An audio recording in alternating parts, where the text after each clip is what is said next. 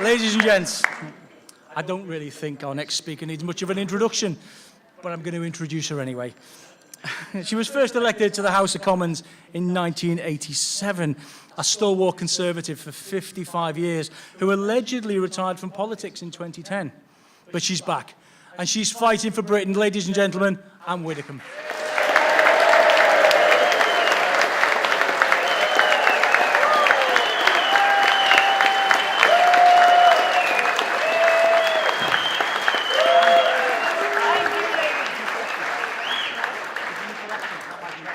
If I stand behind the lectern, they won't be able to see me. That is why I never stand behind a lectern. I never have to say to an audience, "Can you hear me at the back?" I have to say, "Can you see me at the back?" So that's why I don't use a lectern. Now, am I now linked up to your volume, sir? Yes? Good. Right. Okay. Thank you very much, ladies and gentlemen. Thank you also for that very kind and admirably brief introduction.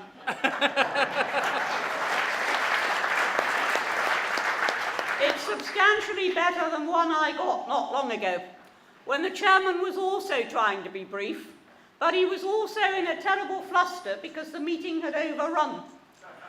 And so he said to his audience, "Well, you haven't come here tonight to listen to me. You've come to listen to Anne. So I'm not going to dwell on her biological details."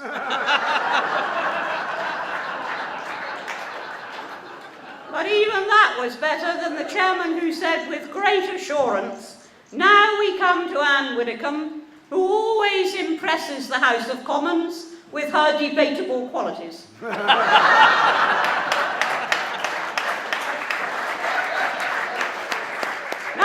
Ladies and gentlemen, I want to ask you some questions. Will you answer them? Yes.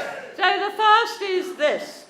Is it possible both to stay in the EU and to have control over our own laws? No. And is it possible both to stay in the EU and to have control over our own borders? No. And is it possible both to stay in the EU and to have control over our own trade? No. And finally, is it possible both to stay in the EU and to be governed by our own democratically elected government? No. Well, those four no's are why Britain voted to leave in 2016.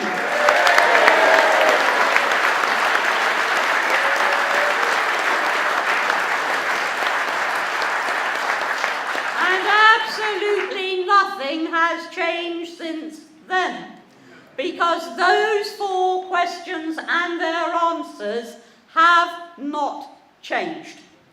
And we knew when we voted leave that we did actually mean we wanted to leave.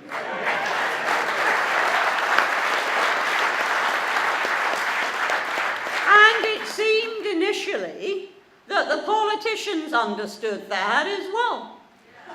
Because in 2017 there was a general election and both main parties pledged in their manifesto to deliver Brexit. And immediately after that general election, on Sunday morning following that Thursday, on the Andrew Marr show,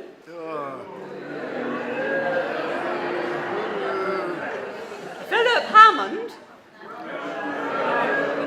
said very clearly to Andrew Marr that that vote meant that we were leaving the single market, and he volunteered without being asked by Marr that it also meant we were leaving the customs union.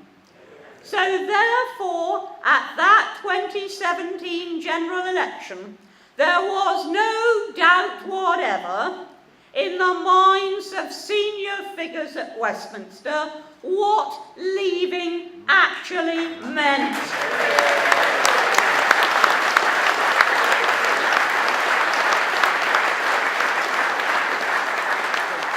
And what has happened since was never inevitable. You know, the Remainers tell you, "Ah, well, you didn't realise just how difficult leaving was going to be. But it is this government which has made it difficult to leave."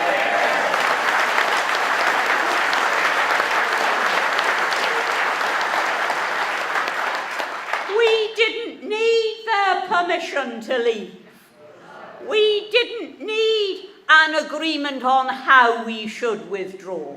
We didn't need any of those things. All we had to say to them right at the start was, "We are going on such and such a date, and all that remains to be discussed is any remaining financial obligations and the terms of trade thereafter." And there is nothing else to discuss.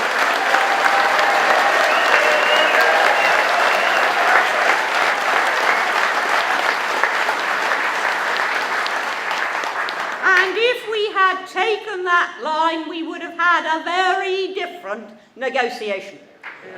But instead, the Prime Minister of Great Britain, now by the way, I have been saying that Theresa May is the worst Prime Minister since Anthony Eden.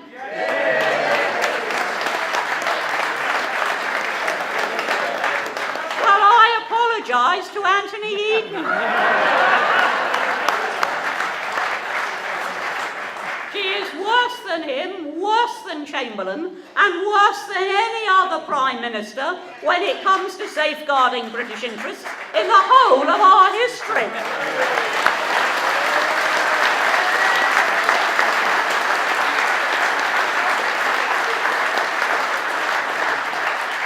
And then on the other side of the house, there's Jeremy Corbyn. Does anybody know what Labour's policy on leaving is? No, well, interestingly, nor do any of the Labour candidates in this election. Corbyn has had one policy: maximise the humiliation for the government, even if that also means humiliating Britain, and never mind the consequences. That has been his approach.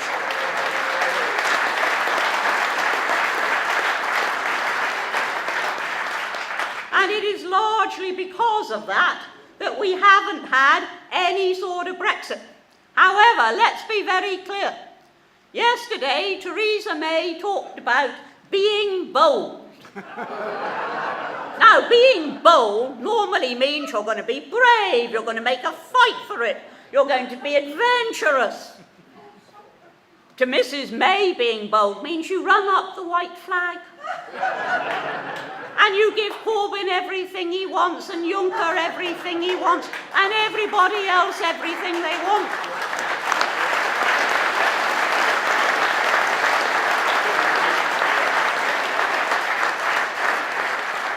And then she says, "Look, you've all got everything you want, so vote for this deal." Now, the problem was, if you give everybody everything they want, you absolutely guarantee that other people don't want what other people want.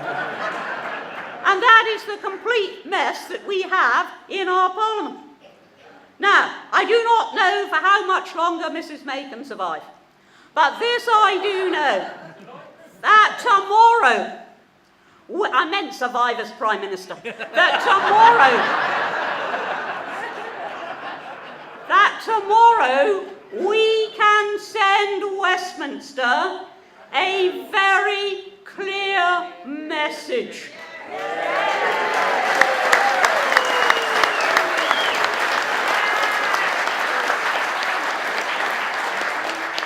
We can say, we voted for Brexit, we want Brexit. What you are offering us now is not Brexit, and if you do not let Britain leave, we will make sure that you leave.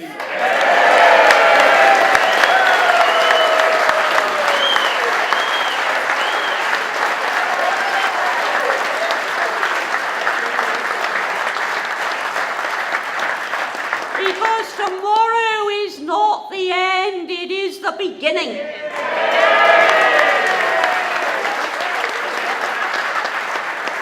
And if they don't give us Brexit, then it won't only be a question of whether Mrs. May can survive much longer as Prime Minister, but of how long they can survive in their seats as members of Parliament.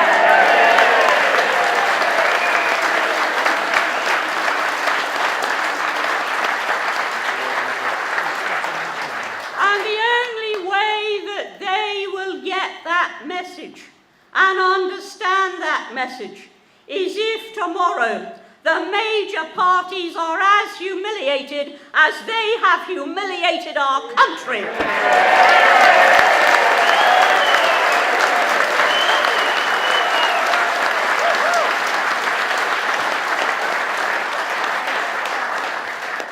This is about more than a party.